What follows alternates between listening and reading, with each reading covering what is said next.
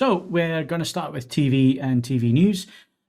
So we have pricing now for the 2023 models. Ian, why don't you take them through that? Starting with LG. Yeah. I mean, it might sound a bit like deja vu all over again. It was the last podcast we were talking about US and European prices, but with the C3 starting LG's 2023 rollout, we now have a whole bunch of confirmed prices for their wider lineup in the UK as well. Obviously, we've got all the details up on the website if you want to dive right into it. But the bottom line, things pretty much up a little bit on last year, with a few sizable increases on some of the larger sizes. As an example, the C3 OLED TV starts at $1,499 for the 42-inch, going up to $1,599 for the 48, £2,099 for the 55-inch, £2,899 for the 65-inch, £3,999 for the 77-inch, with the 83-inch is £1,000 up on last year's C2, launching at £6,499. So it's a similar story with the G3, which ranges from £2,599 for the 55-inch version up to £7,499 for the 83-inch model, which again is a big jump on last year's G2. We've also got details for the likes of the 8K Z3 models, which tops the list at £25,000 if you've got lots of money and want an 8K TV. And we've also got figures for the likes of the B3 as well as some of the QD-OLED TVs as well. So yeah, if you want the full list, head over to the website. Everything's up on there now. Yeah, not surprised that there is an increase. It's the world we live in today, and we've done this subject a number of times now, so I don't think we need to get into it in any great detail. But yeah, things are going to cost a little bit more.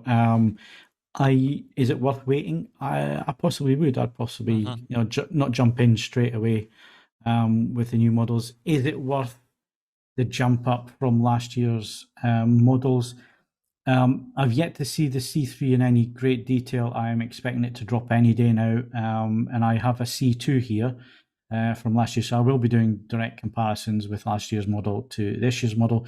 I suspect that I'm not going to see that much of a difference between the 2 and the 3 in the C series. There is a massive jump up in terms of G. I have seen G2 versus G3. That will be a lot more interesting. But again, is it worth it to you in terms of the prices that they're going to be this year? Should you wait? I would say wait a little while. Certainly wait until the competition's out there so you can see them all together, or certainly go and demo them. But yeah, some interesting prices there from LG. And again, we're going to move on to Samsung. And again, we're going to talk about QLED TVs costing quite a bit of money. Am I right, Ian? Yeah, it's a similar story really to the LG one. I mean, obviously now the Samsung prices were announced before LG, so it does now give us that comparison, so you can kind of start to weigh up one manufacturer against another. But yeah, it's a similar deal with Samsung starting to roll out its first QD-OLED and Neo QLED TVs. So whereas before we only had European pricing, now we've got all the UK information as well. Again, all the information is up on the website, so I'll just go through a couple of headline figures. S95C, which is now confirmed at $2,699. That's the premium QD-OLED model from Samsung this year. So we expect that to be a bit toppy.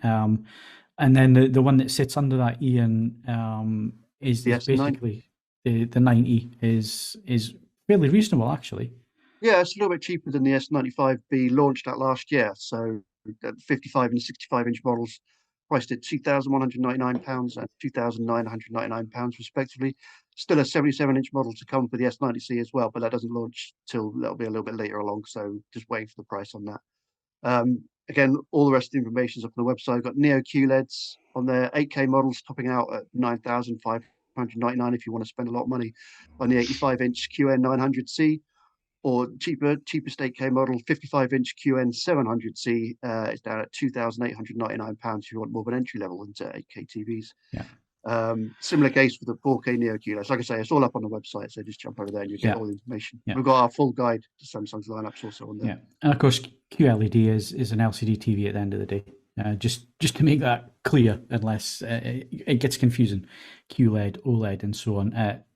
Obviously done deliberately in terms of marketing, but yeah, some big prices there for the QLEDs, which I don't know about you, Jules, but